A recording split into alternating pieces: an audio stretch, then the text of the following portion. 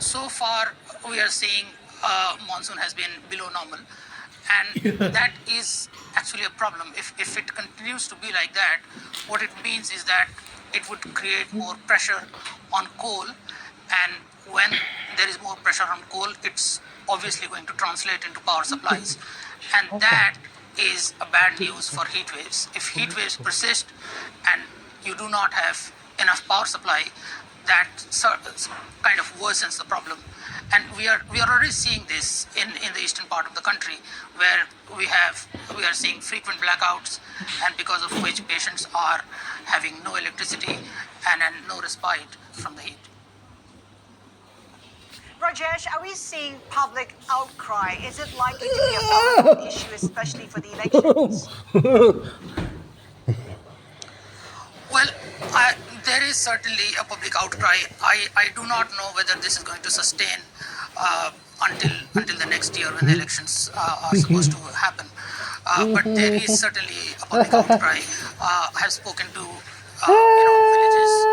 villages where there are people dying every single day, and people are really, really angry. People are asking the government to provide data. If the government is denying that these deaths are not attributable to heat waves, the people are asking the government to provide data and prove otherwise.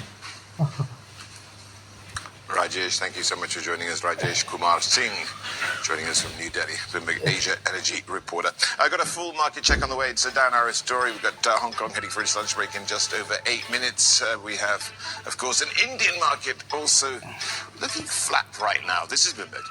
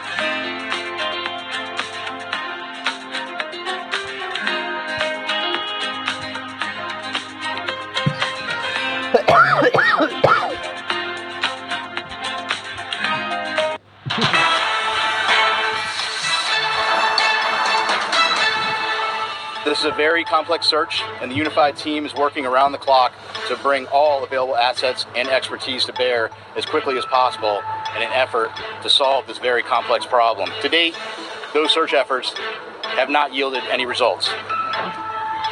The U.S. Coast Guard on the search and rescue efforts for the missing Titanic submersible. Now, here's the latest we've got on the missing submersible vessel that was headed to the wreck of the Titanic with 5 crew on board, and it's got less than 2 days of oxygen remaining. Rescuers from the U.S. and Canada are on the scene about 900 nautical miles east of Cape Cod. France 2 has dispatched a research vessel equipped with an underwater robot that can reach as deep as 4,000 meters, enough to reach the site of sunken passenger ship. Okay, let's just move and have a look at markets and just take a look, of course, at what's been going on all morning. It's an annual general meeting in Tokyo with SoftBank in the frame. 2.2% up. It had a flat start, essentially. He's really the moment in charge here, the founder, Masayoshi Son and CEO, declaring he will get off the sidelines and get back on the offensive in tech investing soon, seeking to establish his credentials in this burgeoning field, of course, where all the hype's about recently, and we're talking about artificial intelligence. intelligence here as well. Looking at NIO and, 5.1% up. We're seeing EVs on a tear. China extending tax breaks for consumers buying clean cars, and this is a set of tax breaks which will continue to the end of 2027.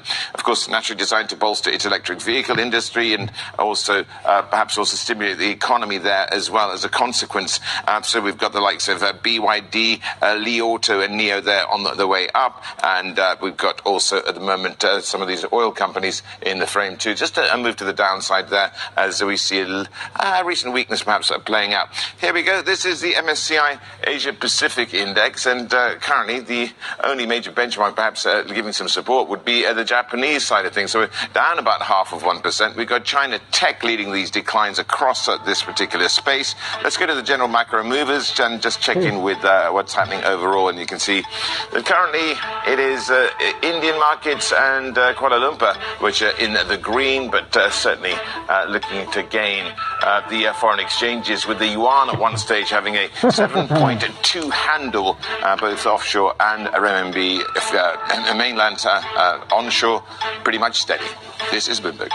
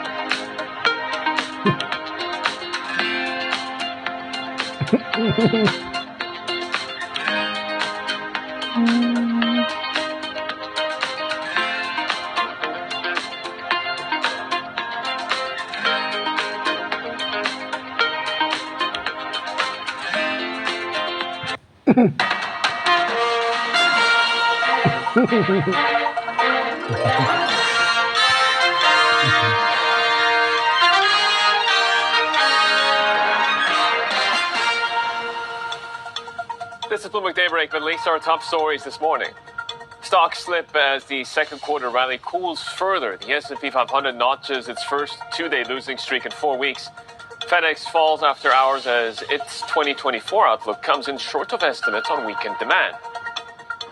Markets now turn their attention to Jay Powell's semi-annual report.